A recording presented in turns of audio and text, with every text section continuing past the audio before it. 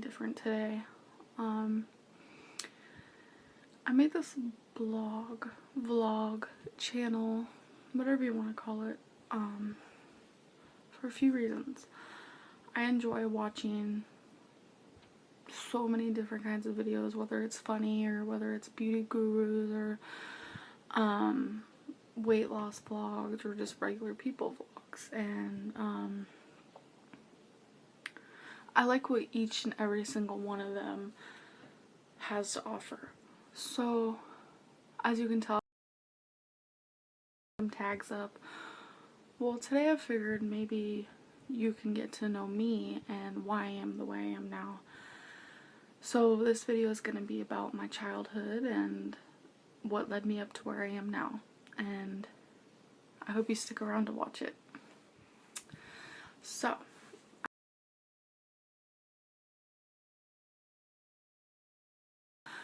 I do not remember anything about there at all. I moved to California with my parents when I was just a baby, and I grew up in California.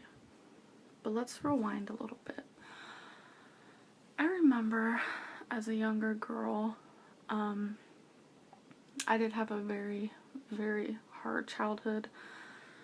My parents were drug addicts. They abused each other, neglected each other, but it's not just about the negative things in my life. I can remember the positives. We'd go camping, and I loved the outdoors as a little girl. I was actually called the golden child because I was so tan. I was always on my bike, I was always swimming, and I was always chubby then too, but I didn't care. I went out and did things that little kids did. But as I got older, I started realizing more so that my parents weren't like normal parents. Their location of using drugs was in the bathroom, so every time I'd go in there, I knew that when they came out, they'd be a different person. It wasn't a good way to live, but I feel like it did make me stronger in a way. I went through a lot. When I was 8 years old, my mom said that she was pregnant with her third child. I already had a brother, and he's younger, so I'm the older child, and I was really happy. I was thrilled, actually. I knew she was doing drugs with him. Any 8-year-old wouldn't have a clue, but I had to grow up. I had to, in a way, be my own parent. So when my brother was born, he was so adorable, and gosh, I loved him. As days went on, I did kind of take the role of being a parent in a way. I still remember one time in particular when my parents were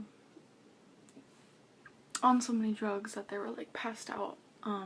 My baby brother was crying, and I wasn't sure why, so I went into the room of where they were, and it was because his crib was by a curtain, and the curtain string was wrapped around his neck. I will never forget that day as long as I live. Even now it's emotional for me. His face was purple, he was screaming, crying, and to put it shortly, I had to save his life, and I did. And then I realized that I don't think my parents will ever change. I was a 9-year-old, and I was taking on the role of being a mother. So one day when I was at school, I think 3rd or 4th grade, I got a call to the office. There were police there, and I wasn't sure what was really happening, and come to find out, I was being put into foster care. I was being put into foster care with my one brother, but my little brother was being put into a separate home. After being in foster care for over a year, I was actually in a children's shelter for longer than that. I found out that my brother was actually going to be an adopted child. He was going to be put in closed adoption, which meant I would never be allowed to see him again. It broke my heart, and it still does. And it happened 12 years ago. In a way, I felt like my own child was being adopted.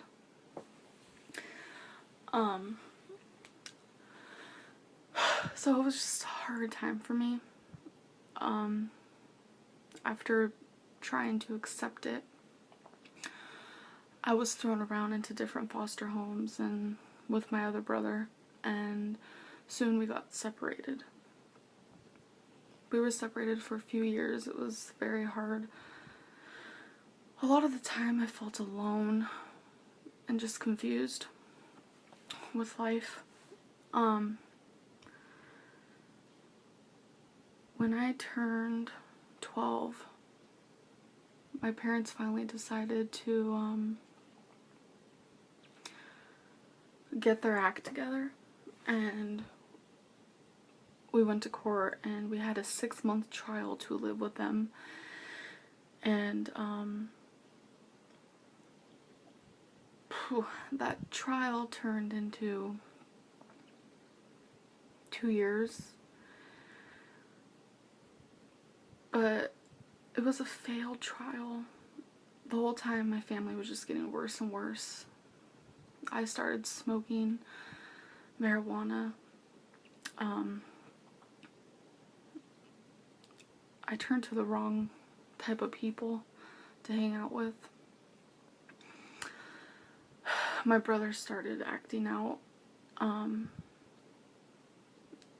He started hitting me. My parents got worse. Their drug addiction went to a whole new level. We actually lived in a trailer. That's mainly what I lived. Whenever I lived with my parents, that's mainly where we lived. It was the smallest trailer ever. And I never saw my dad. Even though we were under the same roof.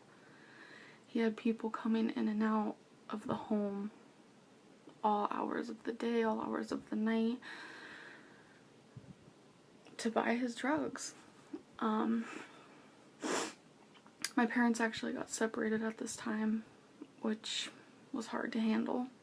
I guess it was best for them, but it was still hard.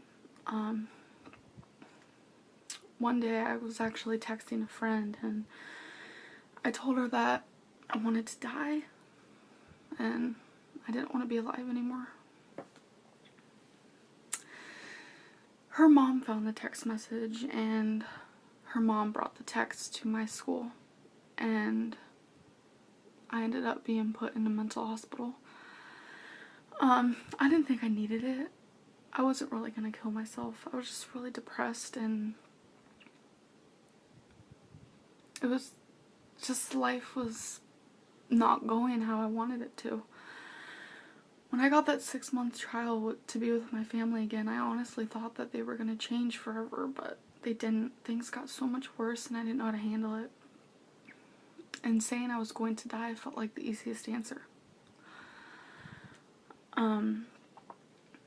I was in the mental hospital for about 6 days, and obviously they diagnosed me with depression, which I already knew. I was diagnosed with depression since the age of 10, and I was taking antidepressants for I don't even know how long.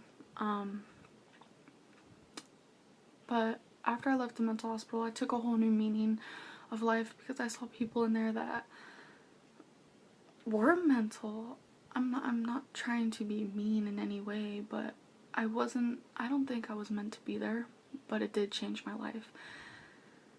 And that I do appreciate. Every day since then, I never wished a day of my life that I wasn't alive. Somewhere in my younger years, my mom did have another child, and I held him once, and she put him up for close adoption the day he was born. I know my two brothers are out there, and more than anything, I just hope that one day they can look at me and I can look at them and we know that we're family. I miss them every day. Even if I knew one brother longer than the other one, I love them both equally. And more than anything, being able to see them again would mean the world to me. So, as everything got worse and worse within my life, my parents started taking more drugs. Even though my parents were separated, my mom was living down the street with her boyfriend in a different trailer, which was literally 10 feet away. So,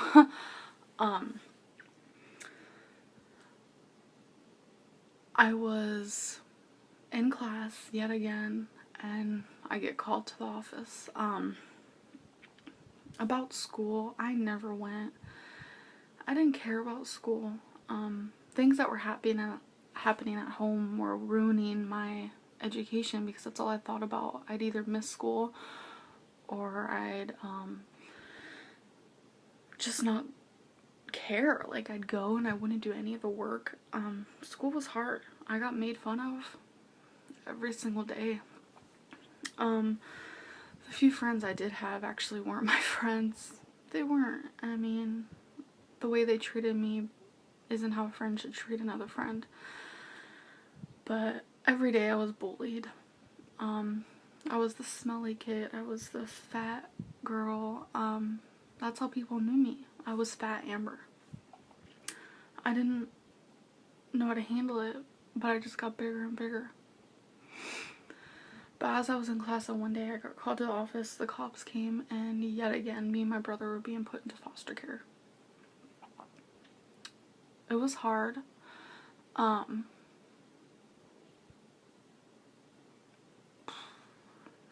That's the biggest word you can use for such an experience. Is it's hard, it's overwhelming and depressing. You don't know what to do when you're put into strangers' homes. You don't know what to do when you're put into a children's shelter. You kind of just have to go with the flow.